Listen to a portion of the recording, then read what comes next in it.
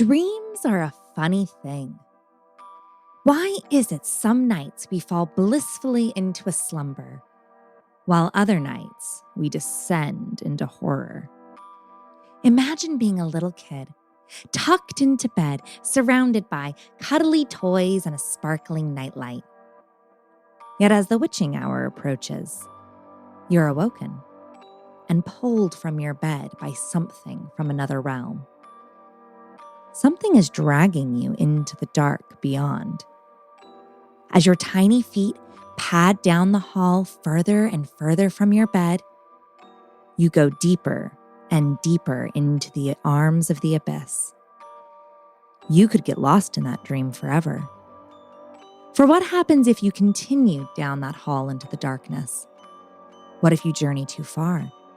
And when you turn to go back to bed, there is only the black, only the dark. You can try to run, but the only place you can go is deeper into the nothingness.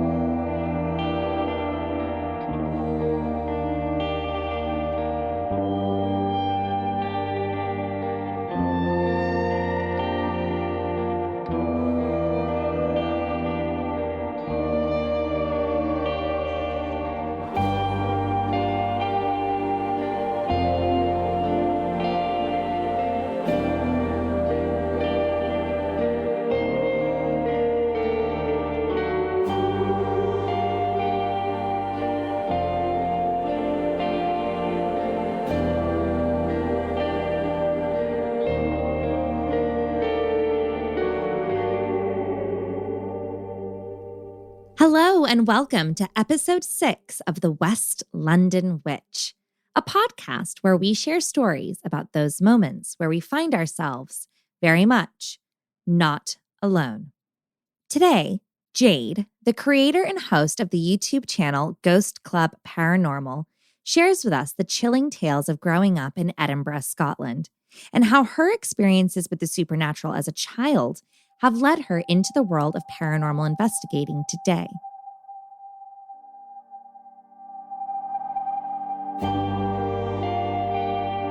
I'm Rebecca Strazina, and this is the West London Witch. Episode 6, Ghost Club Paranormal. So, my name is Jade, and I was born in Edinburgh, Scotland, and I moved over to California about 9 years ago. But this story happened, I must have been about 6 or 7 or 8 years old. So when I was 1, my mum and dad actually got divorced, and he moved over to the US, and she raised me, my brother, and my sister up. And we didn't have much money or anything like that. So we were living with my nana and granddad, and they were the ones that really brought me up my entire life. Now, where they stayed was in the street down Many Street in Edinburgh. This is a very old street. You have to think like cobblestone roads, the flats on each side, and they probably went up about 5 stories. Now, we stayed on the 2nd story.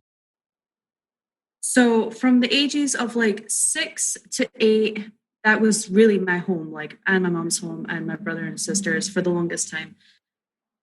In that home, it was quite dark. I don't know if it was just because it was kind of the 90s or what, but the whole place was just made of stone, the dark red carpets. It just had that kind of like boxy feel to it. And I remember I used to play in the hallway of that apartment by myself all the time. And to the right, there is a glass stained door. It didn't have a light on the other side or anything like that. So you always kind of got that eerie vibe when you walked past this glass door.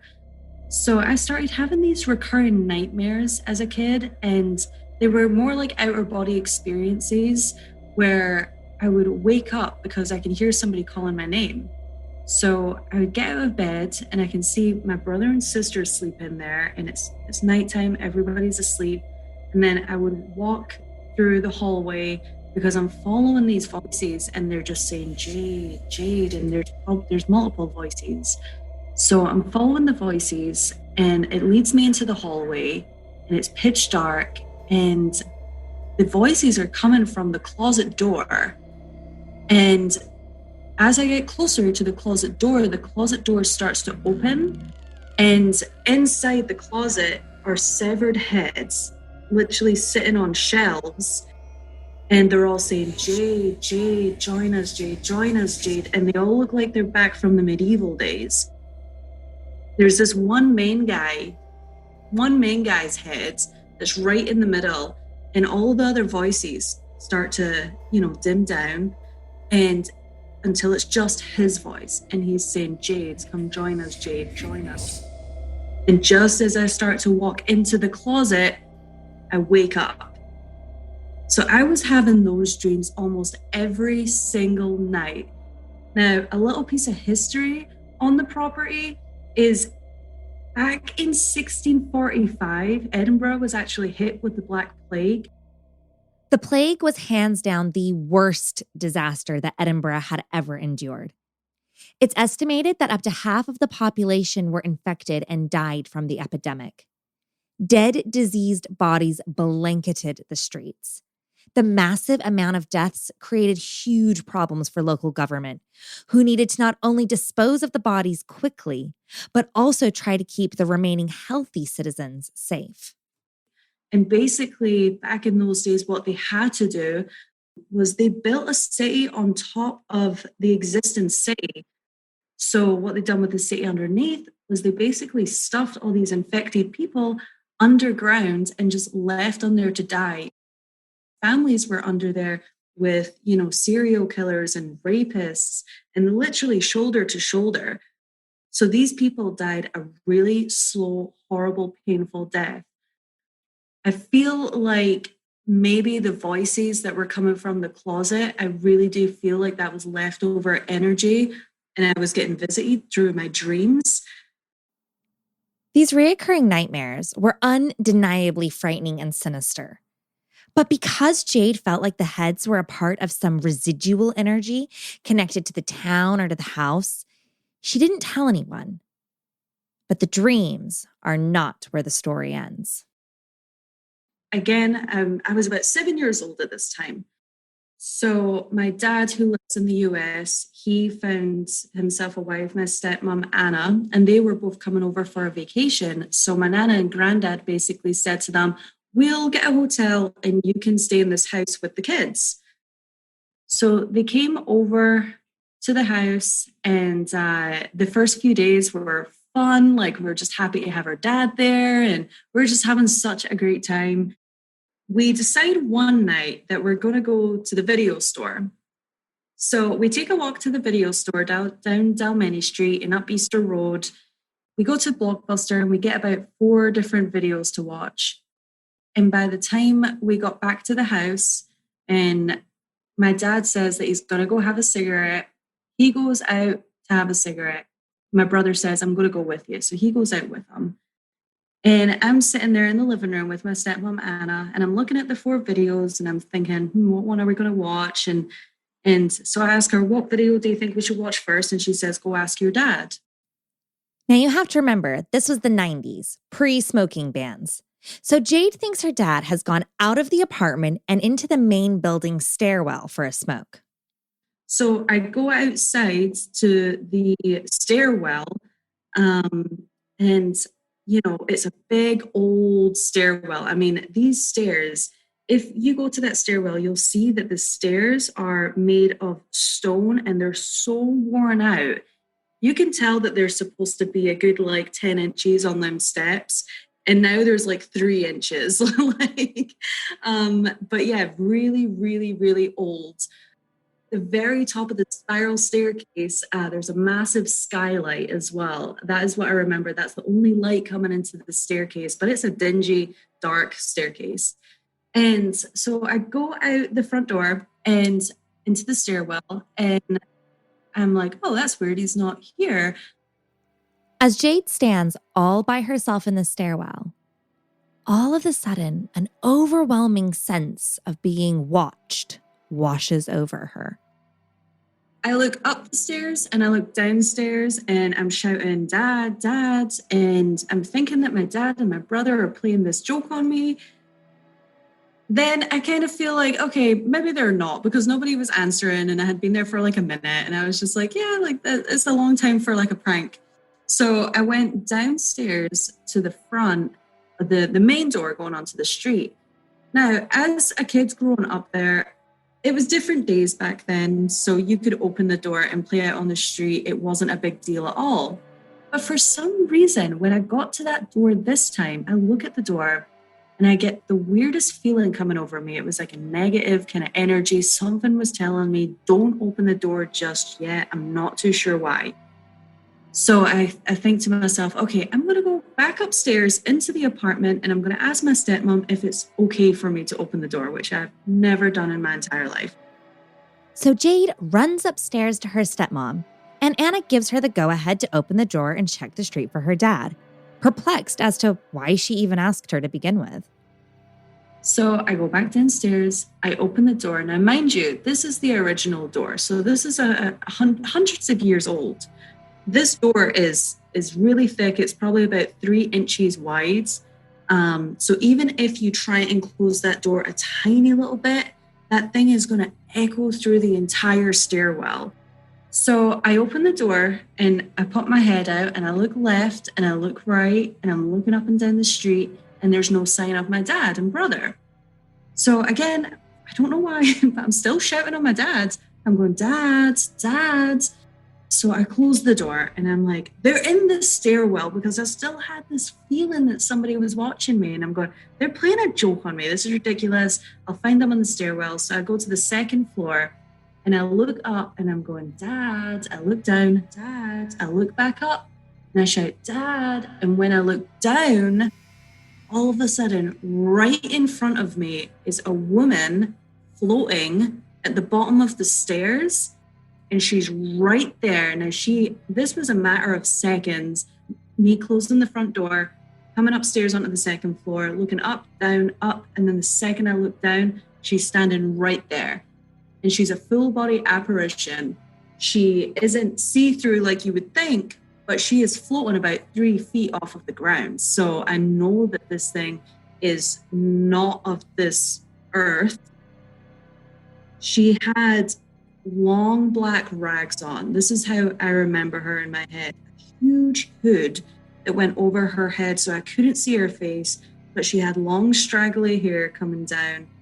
And she was right there in front of me. Then ever so slowly, she starts floating towards me, coming up the stairs. Now, I'm only on the second floor, so it wouldn't take her that long to get too close. And as she's floating up the stairs, I'm standing there frozen in fear. I have no idea what this thing is that I'm looking at. And then she speaks. She says to me, Dad, walk up the street. And the second she said that, I just break out of that trance and I run into the house and I close the door. I just remember just thinking, I didn't think that she was going to like kill me or anything like that. I clearly wasn't that scared. I was in that weird trance. And then that trance turned to like, okay, get to safety. And then once I got to safety, my curiosity kind of got the best of me. After that happened, I run into the living room and I see my stepmom and I just start freaking out. I'm saying, I just saw a ghost. I just saw a ghost. And she believed me. Like, and I'm really thankful for that. My entire family to this day, like they still know this story and they absolutely stick by it as well. As Jade and her stepmom are in the living room, the doorbell rings. Hesitantly, Jade goes over to answer it, scared to find out who may be asking to come inside. I go over to the buzzer and I pick up the phone and I go, hello? And it's my dad. And he's like, hey, Jade, let me in the house. And I go, where were you? And he goes, just let me in the house. And I'm like, where were you? He's like, Jade, just buzz me in and let me into the house. I go, where were you? And he said, I just walked up the street. So it was literally word for word what he said and what this ghostly apparition said to me. They were both basically the exact same thing. And I just froze. I was like, okay, buzzed them in. And so he came back upstairs and I told him about it. And what was actually kind of funny about that night, though, was instead of watching one of the videos that we were supposed to watch that night, we literally just sat up all night and told ghost stories. That was really my introduction to like, whoa, like this is, I think that they were trying to make me feel normal somewhat. And I was kind of thinking, wow, like this isn't, just happening to me. Like, this isn't as scary as it sounds because at the end of the day, this ghostly apparition lady was actually trying to help me out. She was trying to tell me she saw that I was looking for my dad, and she was trying to tell me where my dad was, and I was just freaking out. Like the way that I look at the whole thing is the dreams had a really dark, evil kind of vibe about it.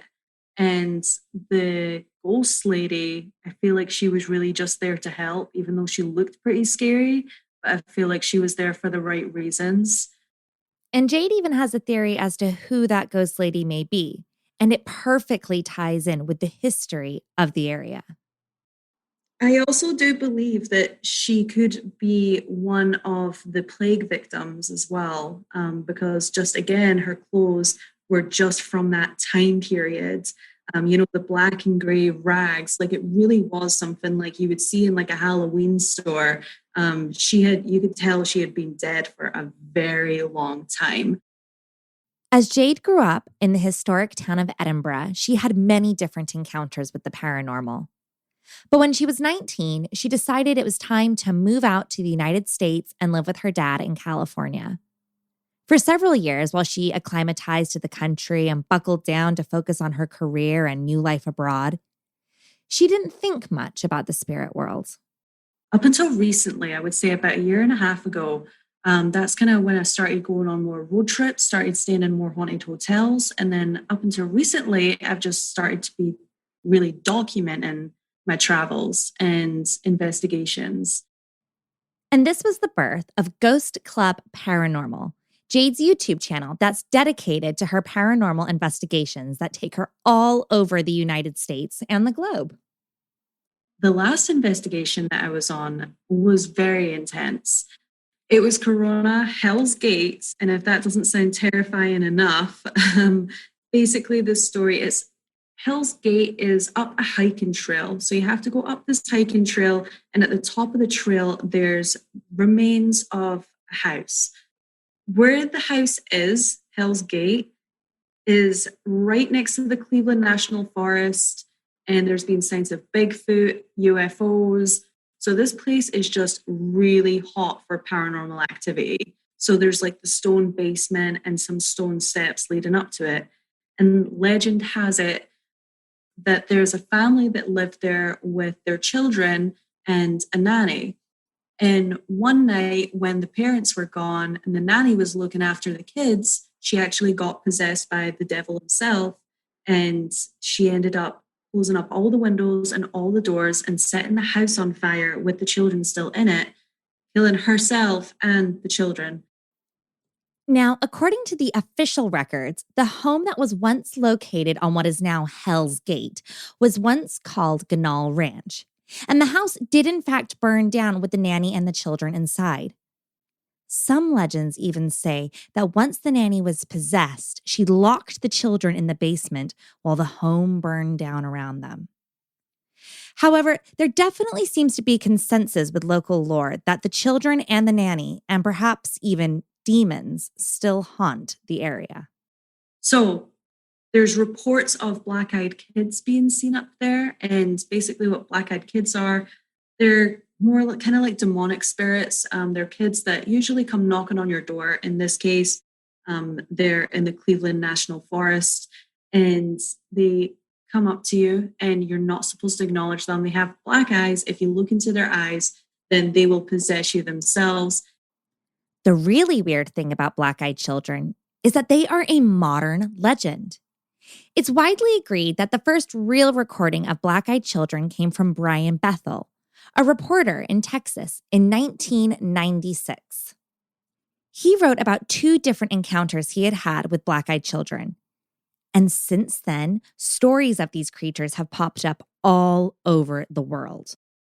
Nobody knows if this is because black-eyed children are actually a thing and are just now being widely reported upon, or if the sightings have just increased because the story has spread like wildfire through internet pages, subreddits, and campfire stories alike. So, me and another investigator, Michael from Ghost Paranormal, we ended up going there, and at first, we went there during the day, and then it kind of got a little bit dark. We done spirit boxes. We tried to communicate different kinds of ways. We weren't really getting much coming through until we done the Ouija board there. And I'm not saying that you should be going out into strange places and doing Ouija boards, but this really did ramp up activity. Basically, on the Ouija board, it was a child that came through, said that it was 4 years old. And when we said, "Do you have a message for us?" the planchette moved right over to me and pointed straight to me. So I'm saying, "Okay, do you have a message for me?" And then it started spelling out a sequence of letters that I still to this day do not know what they mean. The letters are A, L, N, M. And I have looked this up and I have no idea what it means, but every single question we were asking, it was going to these sequence of letters. So we hear something right off to the side in the basement of the house. And the second we hear that and we go, "What was that?" the planchette slides to goodbye. So it was almost like we were actually connecting with a child and something darker was coming in. And the child was like, "Okay, like that's enough, goodbye." So the child leaves. And then from that moment, things just got absolutely intense. It was insane. We were there for hours. We didn't hear any weird noises coming from the bushes at all until this moment. Then it sounded like something was seriously surrounding us. We were hearing noises from left, right, and behind and up, and wherever direction you could think, there was just branches breaking and things. So we decide that we're going to do the spirit dice. Spirit dice are a tool used by paranormal investigators to communicate with ghosts. The dice have different letters on each side, and it's believed that spirits can manipulate the dice to spell out different words, phrases, or answers to questions. Michael, who I'm there with, he rolls the dice. A few things are coming through, like we're getting the words like "go" like come through, things like that. And then he says, "Why don't you roll the dice?" So I roll the dice and it says "die" instantly. Right in front of me is "die." And I'm like, all right, okay, like that's kind of intense, but let me roll again. I roll again, "die." And I rolled about 4 times. And in a row, this was coming out saying "die" right in the middle. And I was like, okay, like now I'm getting a weird vibe. I really don't know if we should be staying here too much longer. So he said, "Why don't we try this app?" Now, I'm not a huge fan of, paranormal apps. I've never really tried them though. So when he pulled this one out, I was like, all right, let's see. The second he turns this app on, you hear "die" come through in the most demonic voice. So there we go. I'm freaking out. Like at this point, I usually really do stay very cool, calm, and collected through paranormal investigations. But this specific one, I felt like something was at least trying to attach itself to me. And then he says to the app, "Can you tell me her name?" And it says Jade. And it comes through the same voice. And Jade is not a name that usually comes through a spirit box, or, it's not a very common word, but it is so clear. If you go back and watch that video at Hell's Gate on my YouTube, you'll honestly see just how clear these voices were coming through. Something essentially was trying to attach itself to me that night. It tells us to go, it tells us to die, it's saying my name. So at the very end, I said, "Look, let's just pack up. We do really need to get out of here. I can't stay here a minute longer." So we're packing up, and as we're packing up, we hear the loudest pack of coyotes so close to us. And I'm still kind of like, I don't really know about too much wildlife over in California. So I'm going, are coyotes like dangerous? And he's like, if they're in a big enough pack, they are. I'm like, okay, like let's pack up. But it was just like another sign saying, like, go, like you have to go.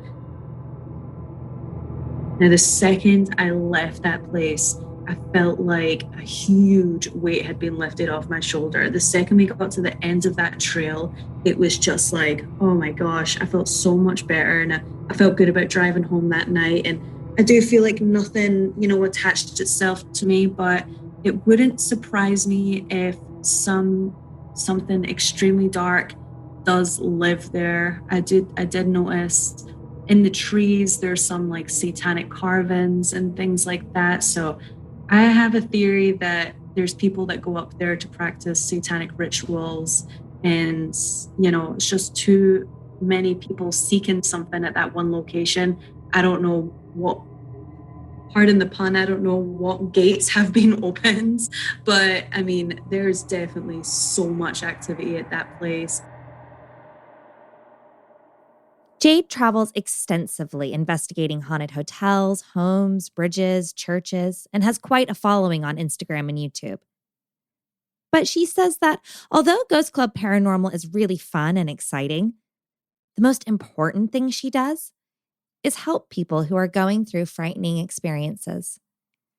Daily, she receives messages from people who are seeking advice or second opinions, and she says that the most rewarding part of it all is being able to be there to offer some comfort and advice. If you'd like to follow Jade's adventures, you can find her on Instagram and YouTube at Ghost Club Paranormal. And make sure you head over to our Instagram account, The West London Witch, for some special photos from today's story.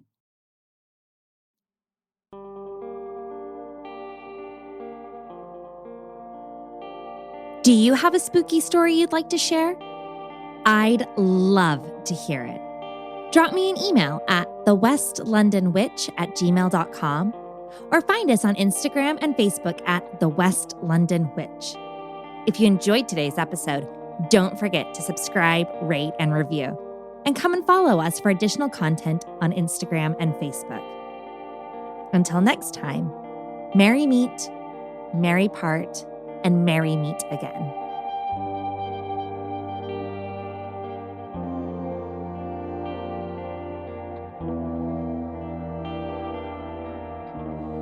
The West London Witch is created by me, Rebecca Strazina. Our sound designer and production magician is the incredible Danny Cross. Our theme music was bespokely written and performed by the wickedly talented Kyle Hall. Our cover art is the beautiful collaboration between Lizzie Wilson and Jake Bowser. Special thanks to Miss Sinead Bowers, our quality control and biggest cheerleader. And thank you to you, all of our listeners all over the world. These are your stories. Thank you for sharing them with us.